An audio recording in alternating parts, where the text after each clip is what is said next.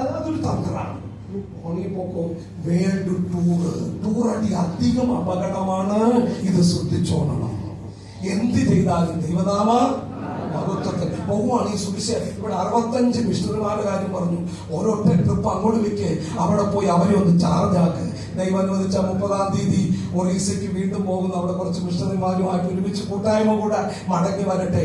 ഞാൻ ലോകം മുഴുവൻ ഊടാടി സഞ്ചരിച്ചിട്ട് വരികയാണ്. ഇനി ആരോടാ ചോദിക്കേണ്ടത്? രാജിയോട്. ഒട്ടനെ ദൈവം ചോദിച്ച ചോദ്യം എന്താണെന്ന് അറിയാം? ആർക്ക് വേണമെങ്കിൽ പറയാം. എന്റെ ദാസനായ ഇപ്പൊ മറ്റേ ആസാമിലെ ഫ്ലഡ് നടക്കുന്നവിടെ ഒരാൾ പ്രാർത്ഥിച്ചു, സങ്കടം തോന്നി, ഭയങ്കര പ്രശ്നം. ആസാമില് ഭൂകമ്പത്തില് അല്ലെങ്കിൽ ഇപ്പോ കേൾക്കുവാണ് മറ്റേ ഏതെങ്കിലും ഒരു ഓസ്ട്രേലിയയില് വൻ തീപിടുത്തം എന്ന് വാർത്ത കേട്ടാൽ ഓസ്ട്രേലിയ മക്കളോ ഭാര്യയോ മറ്റേ ബന്ധുക്കളോ ആരെങ്കിലും കൈവയ്ക്കും. മതി. ഉടനെ അച്ചായൻ ഓർക്കണത് ഓസ്ട്രേലിയ പ്രസിഡന്റിന് എന്തെങ്കിലും പറ്റിയെന്ന്. പിന്നെ എന്താ ഓർക്കുക?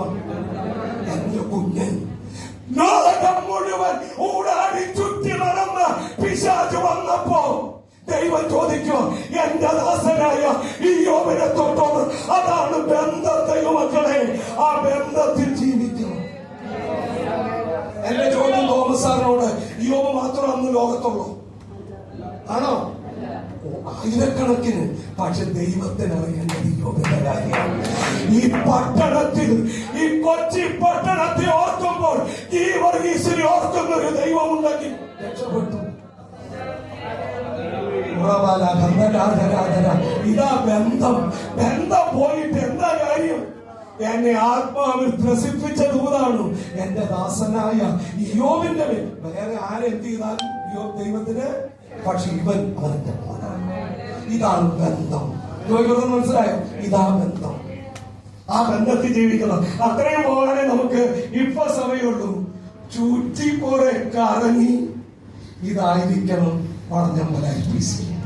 അല്ലെങ്കിൽ ഇത് പിരിച്ചുവിടുന്നുണ്ട്. കുടുംബത്തിൽ അങ്ങായതുകൊണ്ടാണ് അത്ര സ്വതന്ത്രം പറയുന്നത്.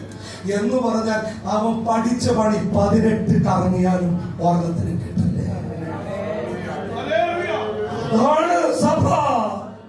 സഭ കെട്ടിയ